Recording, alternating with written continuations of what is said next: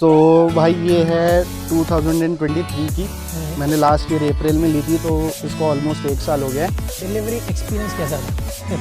जो सबसे बदनाम है रॉयल एनफील्ड, कैसा था एक्सपीरियंस तेरा? ऐसा ही था जैसे चावल लेके आ रहे हो दुकान से कि ये लो आपका सामान और लेके चले जाओ। चेन की अलाइनमेंट ख़राब थी, जिसकी वजह से वो इंजन और टायर का ना अलाइनमेंट नहीं बैठ रहा था और वो आवाज़ करती थी चेन।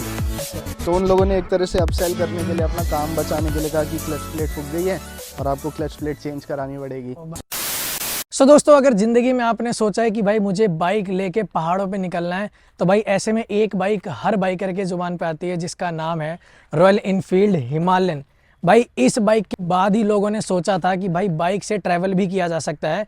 एंड आज इस स्पेशल बाइक के बारे में बहुत ही ज़्यादा अच्छे तरीके से डिटेल में हम बात करेंगे कि अगर आप इस व्हीकल को ओन कर रहे हो तो क्या क्या चीज़ें ध्यान में रखनी चाहिए, और अगर आप इस घोड़े को पाल रहे हो तो इसका जो चारा है भाई वो कितना ज़्यादा महंगा पड़ता है।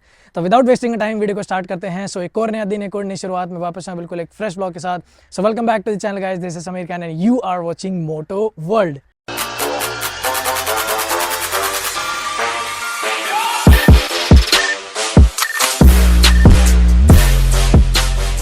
सो दोस्तों, स्वागत करते हैं हम अपने दोस्त यजत का। तो भाई यजत, सबसे पहले तो मैं तेरे से पूछना चाहूँगा कि ये बाइक का वेरिएंट कौन से ईयर का है, और तूने जब ली थी तो कितने की इसकी प्राइसिंग पड़ी थी?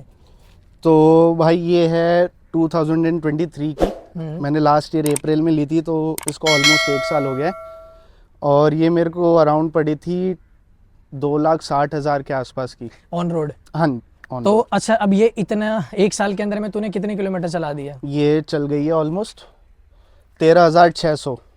तो भाई 13,600 किलोमीटर ये चल चुकी है। तो काफ़ी अच्छा खासा एक्सपीरियंस मिलने वाला है मुझे यजत से, क्योंकि इस बाइक के बारे में ना यार बहुत ज़्यादा क्वेश्चंस आते हैं। लोग पूछते हैं कि भाई मुझे हिमालयन लेनी है। देख, एक सबसे बड़ा ना एक डिफरेंस आपको यहीं पता चल जाएगा, जिसका ना आप लोग को बड़ा बेसब्री से इंतजार रहता है। मेरी हाइट 5'6" है, यजत तेरी कितनी है? ऑलमोस्ट 6। भाई ऑलमोस्ट 6 है, तो आपको डिफरेंस पता चल जाएगा कि जब मैं बैठूंगा तो कितने पैर पहुंच रहे हैं। अच्छा, इस बाइक का वेट कितना है रफली अबाउट? मेरे हिसाब से 196 किलो, हाँ, लगभग, हाँ, किलो।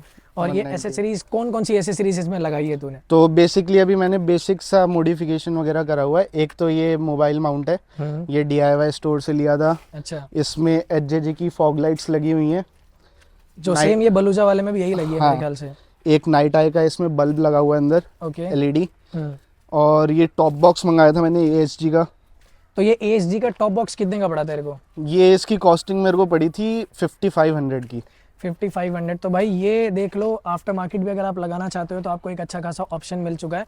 तो ये बाय द वे मैं बता दूं कि ये एल्युमिनियम नहीं है, ये आपका फाइबर है। बट इसका एक अच्छा है कि वेट डिस्ट्रीब्यूशन बहुत ही ज़्यादा अच्छा रहेगा, और ज़रूरत के हिसाब से आप सारी चीज़ें इसके अंदर में लगा सकते हो। तो वापस आते हैं हम अपने फ्रेम पे, और उसके बाद पूछते हैं यजत से बहुत सारे सवाल। तो यजत, यहाँ पे सबसे पहला मेरा सवाल ये आता है कि भाई डिलीवरी एक्सपीरियंस कैसा था? जो सबसे बदनाम है रॉयल एनफील्ड, कैसा था एक्सपीरियंस तेरा? ऐसा ही था जैसे चावल लेके आ रहे हो दुकान से कि ये लो आपका सामान और लेके चले जाओ। अच्छा, पहले तो मुझे एक छोटी स्टोरी बता। देखो, मैं बता दूं आपको कि इस बाइक पे ना बहुत वेटिंग थी। तो मतलब यजत कोऑर्डिनेट करा था मेरे से, थोड़े बहुत लिंक्स थे मेरे, तो बोल रहा था कि जल्दी करवा दे। बट अनफॉर्चुनेटली मेरे वो लिंक्स काम नहीं आए, क्योंकि इसको चाहिए थी हरियाणा से। और वो एक्सपीरियंस बता कि कितने टाइम बाद बाइक मिली तेरी बुक कराने के बाद? तो ये बाइक आई थी बेसिकली, उस टाइम ये वाला कलर अवेलेबल नहीं था, और उस टाइम इन लोगों ने रिसेंटली GPS माउंट भी वो कर रहा था, मतलब डिसकंटिन्यू। कर दिया गया था। तो मेरे को वो वाला वेरिएंट चाहिए था। तो उन लोगों ने पहले कहा कि हम लोग अरेंज करवा देंगे, मगर फिर वो आया नहीं। तो ये वाला वेरिएंट आया था ऑलमोस्ट 2 महीने बाद। 2 महीने बाद? हाँ, मतलब तेरे बुकिंग के बाद भी 2 महीने बाद। अच्छा, हाँ। उसके तो चलो जी, मतलब यार फिर तो तेरे को फिर भी जल्दी मिल गई। बंदों को 6-6 महीने पे बाइक नहीं मिल रही। एक हमारा इंसान है जो पीछे वीडियो शूट कर रहा है, उसी की बाइक नहीं मिली थी। तो भाई अच्छा, यहाँ पे अब एक सवाल और पूछना चाहूँगा। चलो, ये तो सब कुछ ओवरऑल हो गया। जो सबसे बड़ा एक क्वेश्चन आता है कि लोगों को लगता है कि बहुत ही मेंटेन करना इसको मुश्किल है। तो तेरा सर्विस का एक्सपीरियंस, पहला तो सर्विस 1000 किलोमीटर, बाकी 5-5 हज़ार का इंटरवल हुआ होगा, तो 3 सर्विस लगभग हो चुकी होगी। हाँ। तो पहली सर्विस का जो कॉस्ट आया था वो कितना आया था? तो वो मुझे एक आइडिया बता दे कि पहली सर्विस इसकी अराउंड 1200 रुपए की थी, सब कुछ मिला के। दूसरी सर्विस भी इतनी थी, और थर्ड सर्विस 1800 के आसपास। तो मेरे ख्याल से 1200 वाले में तेरा ये कुछ चेंज तो किया नहीं होगा? नहीं, वो बेसिक चेक थे पहली सर्विस में। बेसिक चेक किया था सारी हाँ। चीज़ें। ओके। तो अब ये जो 13,000 किलोमीटर चली हैं, इसके अंदर में तेरे को कभी ऐसा फील हुआ कि यार मतलब मैं सेटिस्फाइड नहीं हूँ रॉयल इनफील्ड के सर्विस से, या फिर वो मेरी सुन नहीं रहे, भागा दौड़ी करनी पड़ती है, या फिर शोरूम में ले जाओ और उसके बाद वो जो तू उनको करी बताता है वो सारी रेस करके मतलब ठीक कर देते हैं? भागा दौड़ी मेरे को स्टार्टिंग की 2 सर्विस में करनी पड़ी थी। मेरे को स्टार्टिंग में ना इसमें दिक्कत आई थी कि जब मैं बाइक को आइडल से स्टार्ट करता था तो इसमें ना इंजन में से क्रैंक की आवाज़ आती थी बहुत तेज़। अच्छा। तो जब मैंने उन लोगों को बताया तो वो कह रहे क्लच प्लेट इसकी फूक गई। तो और कितना उस टाइम किलोमीटर चली बाइक थी? भी मेरी मुश्किल से अराउंड 8 या 9 हज़ार किलोमीटर चली थी। भाई तो एक्चुअल में फूक गई थी या नहीं फिर नहीं कुछ और फूकी थी? थी, नहीं फूकी थी। अच्छा। तो फिर जब उसके बाद मैंने आफ्टर मार्केट चेक करवाया तो बहुत बेसिक सी चीज़ थी कि इसकी जो चेन की अलाइनमेंट थी ना, हाँ। वो चेन की अलाइनमेंट खराब थी, जिसकी वजह से वो इंजन और टायर का ना अलाइनमेंट नहीं बैठ रहा था और वो आवाज़ करती थी चेन। अच्छा। तो उन लोगों ने एक तरह से अपसेल करने के लिए, अपना काम बचाने के लिए कहा कि क्लच प्लेट फूक गई है और आपको क्लच प्लेट चेंज करानी पड़ेगी। ओ भाई, और जिसकी अलग से कॉस्टिंग भी ले हाँ, रहे थे वो। लगभग वो मेरे ख्याल में 5,000 रुपये की क्लच प्लेट थी। तो भाई यहाँ पे मैं आप लोग को एक थोड़ी सी गाइडेंस देना चाहूँगा कि कई बार ना जब आप सामान ले रहे हो ना तो यार आपको थोड़ी बहुत खुद भी बेसिक नॉलेज रखनी पड़ेगी। जनरली बता दूँ आपको, चाहे कितना ही बड़ा नौसिखिया हो भाई, 7-8 हज़ार किलोमीटर पे तो कभी भी क्लच प्लेट नहीं फूकेगी। और एक चीज़ और बता दूँ, जो ऐसी बाइक ड्रीम कर रहा है ना भाई, नौसिखिया तो नहीं होगा वो, तो ठीक है, तो इतनी आसानी से नहीं जाने वाला।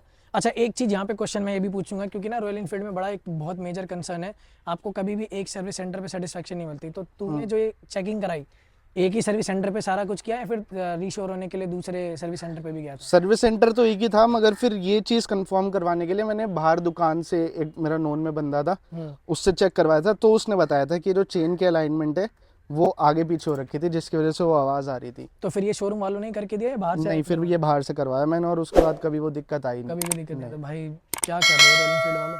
अच्छा, एक ना इसकी बड़ी कॉमन प्रॉब्लम आती है हिमालयन में, जो बहुत ही कॉमन है इस वाले मॉडल में, चाहे BS3, BS4, BS6 ले लो, इसका कौन सेट बड़ी जल्दी आता है। तो तेरे साथ अभी कुछ ऐसा इशू है? नहीं, कभी भी नहीं। चलो अभी टच वुड इसके साथ में तो कोई इशू नहीं है, माइट भी हो सकता है इस वाले में इम्प्रूव भी कर दियो, बट इसका एक बड़ा मेजर प्रॉब्लम रहता है कि कौन सेट चला जाता है, जिसकी कॉस्टिंग अच्छी खासी 2300-2400 रुपये के आसपास आती है। अभी तो नई वाली हिमालयन आई है, उसके बारे में हम थोड़ा सा बात करेंगे, बट जो ये इंजन है ये तेरा आता है एयर कूल्ड इंजन। तो कभी ऐसा फील हुआ है कि यार हीट बहुत ज़्यादा हो रही है, या गर्मियों में चलाने लायक मतलब रह नहीं पाई, मतलब ये? हाँ, हीटिंग इशू है इसमें, नो डाउट।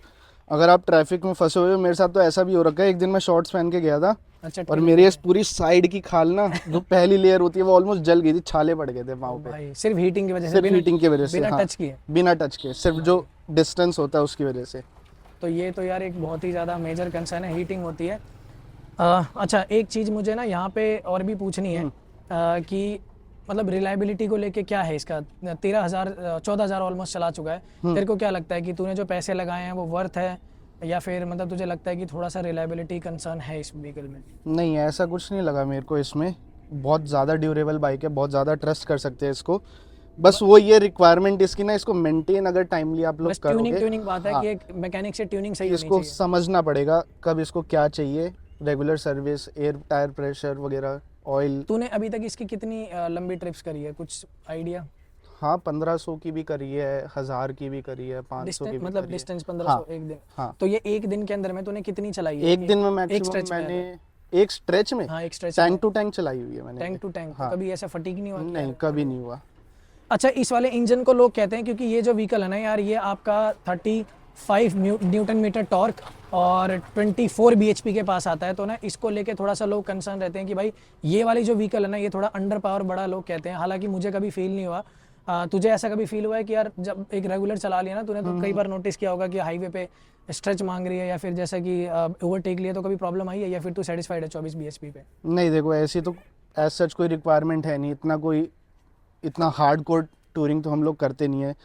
बेसिक टूरिंग के लिए 100, 110, 80 के आसपास बहुत अच्छे सेगमेंट की बाइक है ये। आप कभी भी खींचोगे ये आपको लेके जाएगी ओवरटेक करने भाई में। इसका जो सबसे बड़ा प्लस पॉइंट है ना, वो लॉन्ग बोर इंजन का, कि भाई इसमें स्ट्रोक बहुत तगड़ा मिलता है। हाँ।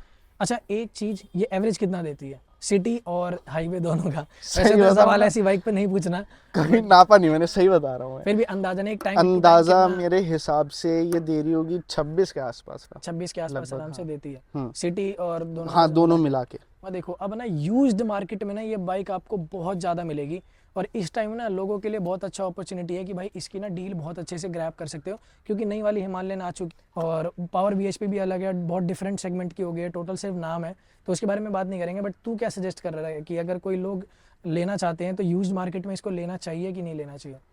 यूज्ड में मैंने भी ये लेने से पहले देखा था यूज्ड में, मगर यूज्ड में यही है कि ना आपको पता नहीं है कि उस मशीन में है क्या दिक्कत एक्चुअल में, कि अगर आप इसको स्टार्टिंग में चलाओगे इतना समझ नहीं आएगा अनटिल अनलेस आप इसको लंबा लेके जा रहे हो।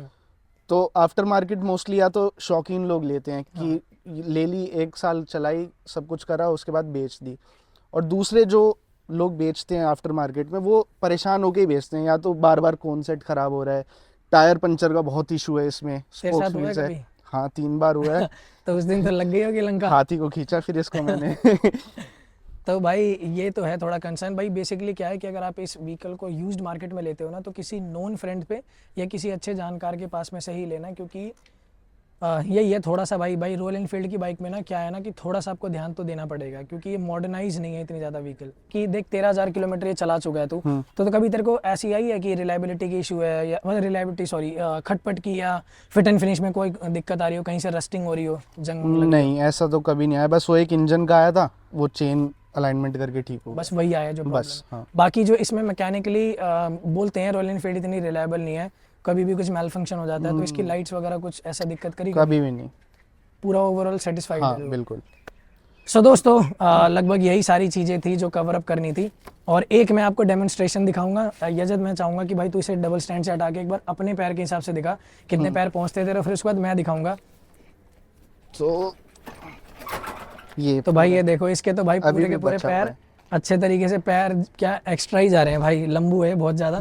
तो अब मैं आपको बैठ के दिखाता हूँ कि कैसा आपको सब्सटेंस मिलने वाला है। 5'6" मेरी हाइट है, तो इस पे बैठने का तरीका ये है। और यार मेरे भी पैर एकदम अच्छे तरीके से पहुंच रहे हैं, मतलब आधे से ज़्यादा यार पैर मेरे पहुंच रहे, तो कोई प्रॉब्लम नहीं है और मनूवरिंग में कोई इशू नहीं आती। तो ये देख लो मैं रिलैक्स बैठा हूँ ये, और इसकी जो सीट है ना बहुत ही लाजवाब है।